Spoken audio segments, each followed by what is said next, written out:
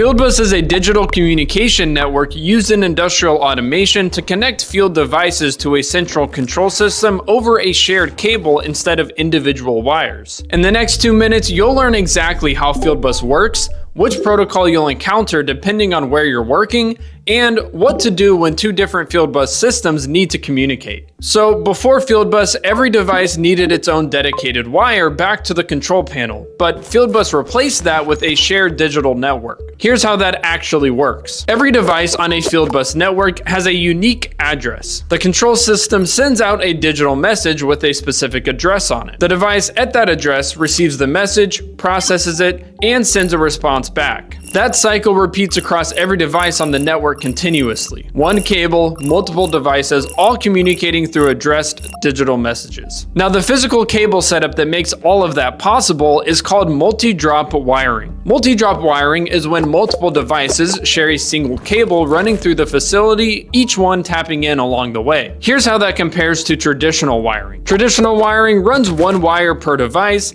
carries analog signals only, has no diagnostic capability, comes with high installation costs, and gives you dumb devices that only report a single value. While on the other hand, Fieldbus runs many devices per cable, carries digital signals, gives you rich device diagnostics, lowers your wiring costs significantly, and turns every device into a smart node on the network. And because the communication is digital and two-way, Fieldbus actually carries far more than just traditional analog signal. You see, with traditional signal, it just carries the measurement and nothing else. While Fieldbus is able to not only carry the measurement, but also the device status, fault codes, and calibration data all in the same message. And that leads directly into the one part that trips most engineers up on the job. So it's important to know that Fieldbus isn't just one standard. So depending on where you're working, you'll run into different protocols like Profibus and process and factory automation, Foundation Fieldbus and oil, gas, and chemical plants, DeviceNet in discrete manufacturing, CanOpen in automotive and embedded systems, HART on installations where digital signals are overlaid on existing wiring, and Modbus, one of the oldest protocols still widely used across almost every industry. So knowing which environment you're walking into tells you which protocol you should expect. But the real challenge comes when you have two different Fieldbus systems that need to communicate with each other, but are both different communication types. So the easiest way to solve that issue is by using a gateway. And the best example of this is the ICP-USA GW7472. This module bridges Modbus RTU with Modbus TCP directly to Ethernet IP, so both systems can communicate cleanly without having to rewire everything. If you want to learn more about which modules would benefit your business the best and fit into your existing Fieldbus system, you can check out this video here. And if you have any questions about any of the information that was shared in today's video, you can email our team directly at sales@icp-usa.com, or if you want to just check out all of our modules, you can head straight over to our website at icp-usa.com. Thank you so much for watching this video. Please don't forget to hit the like button if you enjoyed, or click that subscribe button so you don't miss our next 2-minute explainer.